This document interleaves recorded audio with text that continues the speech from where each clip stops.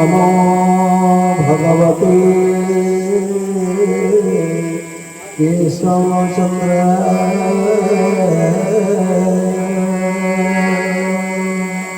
ॐ नमो भगवते सुकानन्दीसुताय।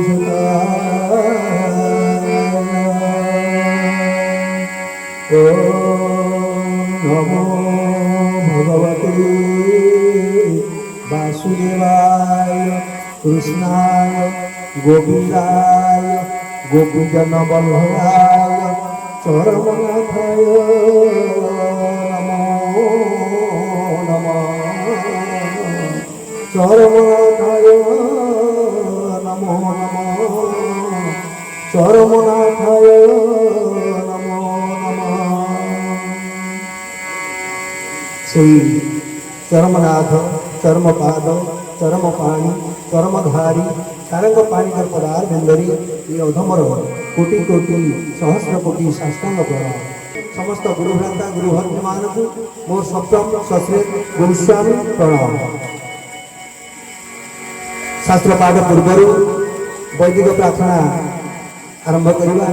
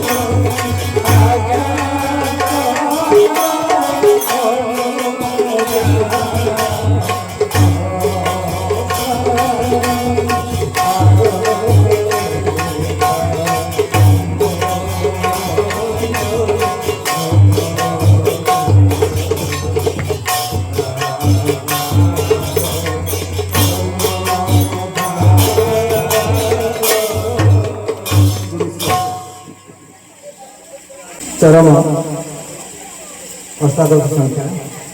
पद्म पाद मोर भरोसा पद्म पादे मो आशा पद्म पाद झरु मो पाई सुकल्याण बरसा। चरम पृष्ठार विशेष आकर्षण कल्याण देली तो भक्तवत्सल कृपानिधि क्षमानुकंपाधर ठाकुरंकर श्रीहस्त लिखित कल्याण जगत कल्याण पाई आशीर्व चरण आशीर्वाद।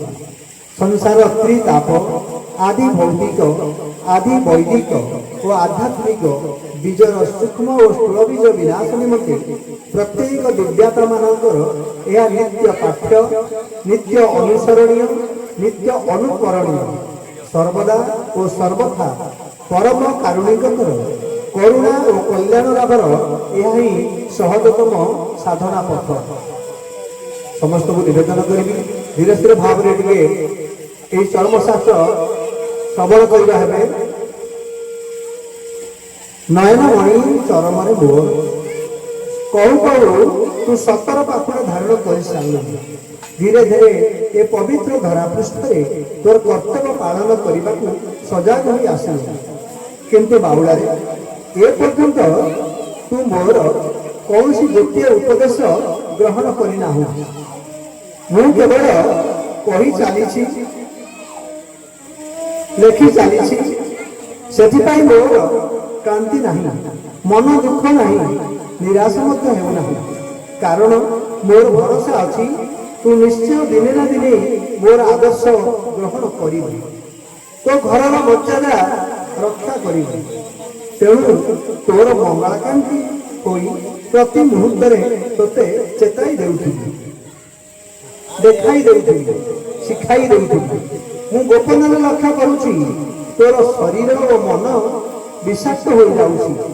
ଧନରେ ତୋର ତନୁମନ ଯେଉଁ ଅବସ୍ଥା ଗ୍ରହଣ କରୁଛି, ମୋର ତନୁମନରେ ଠିକ୍ ସେହି ଭାବ ପ୍ରତିଫଳିତ ହେଉଛି।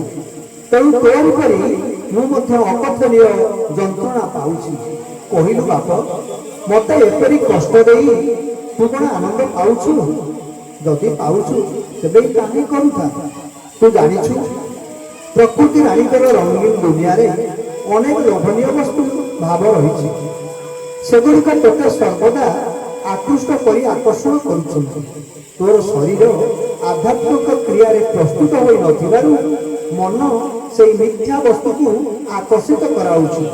ସେଥିପାଇଁ ଧାରା ବାଣୀ ମାଧ୍ୟମରେ ତୋତେ ଅନେକ ଉପଦେଶ ଅଭ୍ୟାସ କରିବାକୁ ଦେଇଛି। ଆଜି କେତେକ ନିଷିଦ୍ଧ କର୍ମର ସୂଚନା ଦେଉଛି। ସେଗୁଡ଼ିକ ଶ୍ରଦ୍ଧା ଓ ନିଷ୍ଠାର ସହ ପାଳନ କରି ସଦାଚାରୀ ହେବାକୁ ଚେଷ୍ଟା କରିବ। ସଞ୍ଜ ସକାଳେ କେବେ ଶଯ୍ୟାରେ ଶୋଇ ରହିବ ନାହିଁ। ଉଲଗ୍ନ ଅବସ୍ଥାରେ କଦାପି ଶୋଇବୁ ନାହିଁ। ଆମିଷ ଭକ୍ଷଣ ସର୍ବଦା ତ୍ୟାଗ କରିବୁ।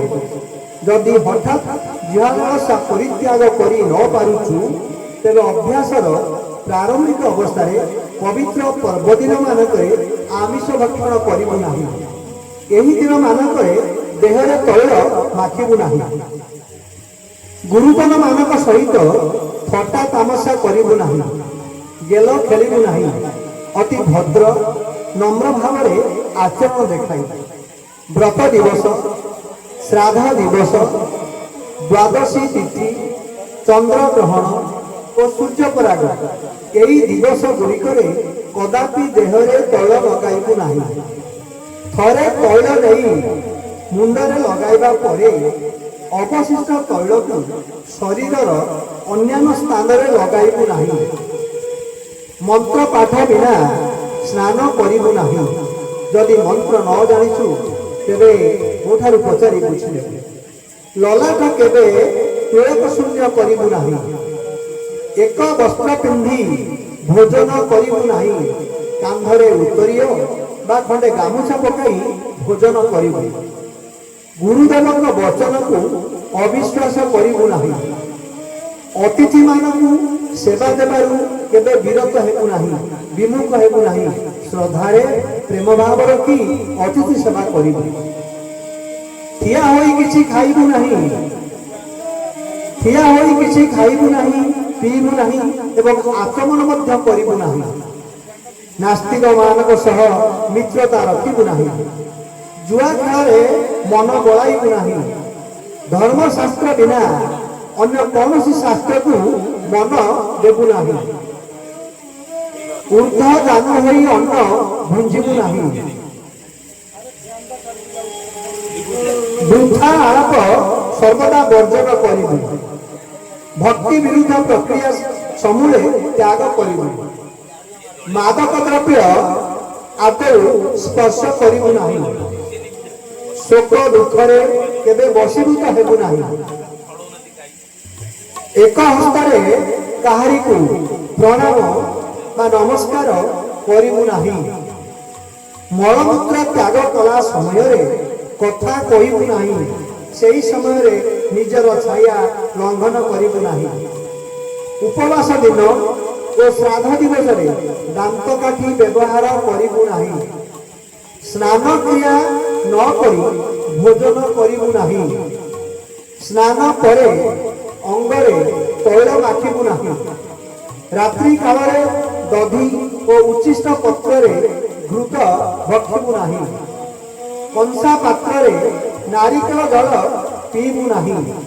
ପ୍ରଜ୍ୱଳିତ ଅଗ୍ନି ଆଡ଼କୁ ପାଦ ରଖିବୁ ନାହିଁ। ଅଗ୍ନି ପୂଜା ନ କରି ଅଗ୍ନିରେ ପ୍ରସ୍ତୁତ ଖାଦ୍ୟ ଭୁଞ୍ଜିବୁ ନାହିଁ। ଅଗ୍ନି ପୂଜା ନ କରି ଅଗ୍ନିରେ ପ୍ରସ୍ତୁତ ଖାଦ୍ୟ ଭୁଞ୍ଜିବୁ ନାହିଁ।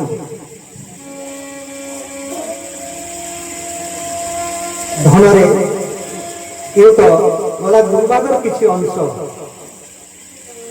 ଆଜି ଆଉ କେତୋଟି କଥା କୁହାଯାଉଛି। ତୁ ନିଜେ ମୋ ଠାରୁ ଧାରାକରଣ କରି ନେଇଛୁ, ସେ ଯୋଉ ଜୋର ଜବରଦସ୍ତି ତୋ ସ୍ତ୍ରୀ ଉପରେ ଲଦି ଦେଉଛୁ କାହିଁକି? ସେ ତୋତେ କେତେ ଭଲ ପାଏ। ତେଣୁ ନିଜେ ନିଜର ଆଚରଣ ରକ୍ଷା କରି ତାକୁ ସରଳ ଭାବରେ ଧାରାର ଲକ୍ଷ୍ୟ ବୁଝାଇ ଦେ। ଯଦି ବୁଝାଇ ନ ପାରୁଛୁ ତେବେ ମୋ ନିକଟକୁ ନେଇ ଆ, ମୁଁ ତାକୁ ବୁଝାଇ ଦେବି। ତମେ ଦୁଇ ଜଣ ଯାକ ଧାରା ନେଇଯାଅ, ସଂସାର ପଥରେ ଚାଲିବାର କୌଶଳ ଶିଖିଯାଅ। ଯାହା ଫଳରେ ତୋଡ଼ି ମାଛ ଯେପରି ପଙ୍କରେ ରହିଲେ ମଧ୍ୟ ତା ଦେହରେ ପଙ୍କ ଲାଗେ ନାହିଁ, ସେହିପରି ତୁମେ ମାନେ ସଂସାରରେ ରହିଲେ ମଧ୍ୟ ସଂସାରର ବିଷୟର ପଙ୍କ ତୁମ ଦେହରେ ଲାଗିବ ନାହିଁ। ଜଣେ ଗୁରୁମୁଖୀ ହୋଇ ଆଗେଇବାକୁ ଯେତିକି ସମୟ ଲାଗେ, ଦମ୍ପତି ଉଭୟ ସ୍ୱାମୀ ସ୍ତ୍ରୀ ଏକତ୍ର ହୋଇ ଗୁରୁ ମନ୍ତ୍ର ଗ୍ରହଣ କରି ଆଗେଇଲେ ବିଜୁଳି ତରଙ୍ଗ ପରି ଗତି କ୍ଷିପ୍ର ହୋଇଯାଏ ଓ ଖୁବ୍ ଅଳ୍ପ ପରିଶ୍ରମରେ ଲକ୍ଷ୍ୟସ୍ଥଳରେ ପହଞ୍ଚି ହୁଏ। ପରିବାରର ସମସ୍ତ ଦୁଃଖ ଦୂର ହୋଇ କେବଳ ପ୍ରେମାନନ୍ଦ ବନ୍ୟା ସୃଷ୍ଟି ହୁଏ।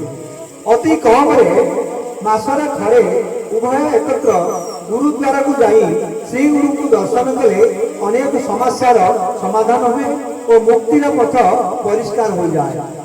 ସାଧନ କ୍ଷେତ୍ରରେ ଥିବା ସମସ୍ତ କଣ୍ଟାକୁ ସେ ଆଡ଼େଇ ଦିଅନ୍ତି। ଧନରେ ଏ ତ ଗୁରୁବାରର କିଛି ଅଂଶ। ଏହାକୁ ଛାଡ଼ି ତୋତେ ଆଉ କିଛି କରିବାକୁ ମଧ୍ୟ ହେବ। କଦାପି ଭୁଲିବୁ ନାହିଁ, ତୁ ବିବାହ କରି ସଂସାର କରିବୁ କେବଳ ବଂଶ ରକ୍ଷା କରିବାକୁ। ତାକୁ ମଧ୍ୟ ବୁଝାଇ ଦେବୁ ଯେ ତୁ ମଧ୍ୟ ପିତାଙ୍କର ଇଚ୍ଛାରେ ଆସିଛୁ ମାତୃଙ୍କ ଗର୍ଭିଣୀ ହୋଇ ଏ ଧରାକୁ ସୁସନ୍ତାନ ଦାନ ଦେବାକୁ। ତୋରି ମମତା, ସ୍ନେହ, ସହିଷ୍ଣୁତା, ଉଦାରତା ହିଁ ଏ ସୃଷ୍ଟିର ମୂଳ ଉତ୍ସ।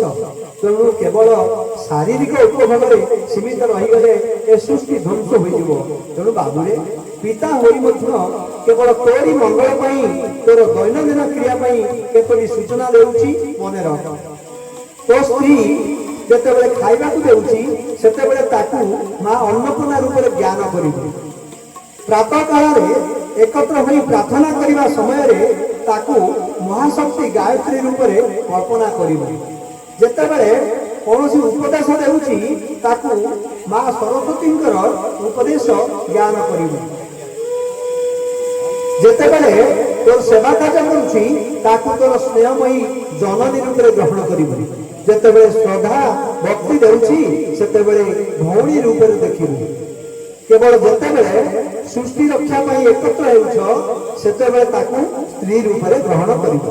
ସେଥିରେ କେତୋଟି ନିର୍ଦ୍ଦିଷ୍ଟ ନିୟମ ପାଳନ କରିବୁ, ଯଥା ସୂର୍ଯ୍ୟ ପରାଗ, ଚନ୍ଦ୍ର ଗ୍ରହଣ, ମାସାନ୍ତ, ପୂର୍ଣ୍ଣିମା, ଅମାବାସ୍ୟା, ଏକାଦଶୀ, ଗୁରୁବାର, ଅଷ୍ଟମୀ ତିଥି, ଚତୁର୍ଦଶୀ ତିଥି, ତୁମମାନଙ୍କର ଅର୍ଘ୍ୟ ବାରି, ଶ୍ରୀଗୁରୁ ଦର୍ଶନ ଦିବସ ଓ ପବିତ୍ର ପର୍ବପର୍ବାଣୀ। ଏହି ଦିନ ମାନଙ୍କରେ କଦାପି ସ୍ୱାମୀ ସ୍ତ୍ରୀ ଏକତ୍ର ହେବ ନାହିଁ। ଦିବସର କେବେ କଳ୍ପନା ମଧ୍ୟ କରିବୁ ନାହିଁ। ଏହାକୁ ପାଳନ ନ କଲେ କଣ ହୁଏ ଜାଣିଛ? ନିଜେ ରୋଗାଗ୍ରସ୍ତ ହୋଇଯିବ, ଅଳପାୟୁ ହୋଇଯିବ। ତୁମ ସଙ୍ଗ ଦୋଷରୁ ଯେଉଁ ସନ୍ତାନ ସନ୍ତତି ଜନ୍ମ ନେବେ ସେମାନେ ମଧ୍ୟ ରୋଗାଗ୍ରସ୍ତ ହୋଇ କ୍ଷୀଣାଙ୍ଗ ଓ ବିକଳାଙ୍ଗ ହେବେ। ସମାଜର ଅଲଗା ଜୀବ ହୋଇ ଅପୂର୍ଣ୍ଣତାର ବିଷୟରେ ଜଡ଼ିଯିବେ ଓ ଏ ସୁନ୍ଦର ସୃଷ୍ଟିକୁ ଜାଳିଦେବେ। ସେଥିପାଇଁ ସ୍ରଷ୍ଟା ଯେ କି ତୁମରି ଭିତରେ ସୂକ୍ଷ୍ମ ସତ୍ତା ଭାବରେ ଅଛନ୍ତି ଅନେକ ଯନ୍ତ୍ରଣା ପାଇ ତୋର ପିତା ପରି ଛଟପଟ ହେବେ। ନାରୀ ସର୍ବଦା ପବିତ୍ର, କାରଣ ମାସିକ ଋତୁସ୍ରାବ ମାଧ୍ୟମରେ ତାର ଜରାୟୁ ପବିତ୍ର ହୁଏ। ଏହି କ୍ରିୟା ସମୟରେ ଥରେ ସେ ଅପବିତ୍ର ହୁଏ। ତେଣୁ ପ୍ରତି ମାସରେ ଏହି ଋତୁସ୍ରାବ ହେବାର ପ୍ରଥମ ଦିନଠାରୁ 6 ଦିନ ପୂର୍ଣ୍ଣ ନ ହେବା ଯାଏ କେବେ ବି ସ୍ପର୍ଶ କରିବୁ ନାହିଁ। କାରଣ ଏହା ଦ୍ୱାରା ତୋର ଯାହା କ୍ଷତି ହେବ ତାଠାରୁ ଅଧିକ କ୍ଷତି ତାର ହୋଇଯିବ।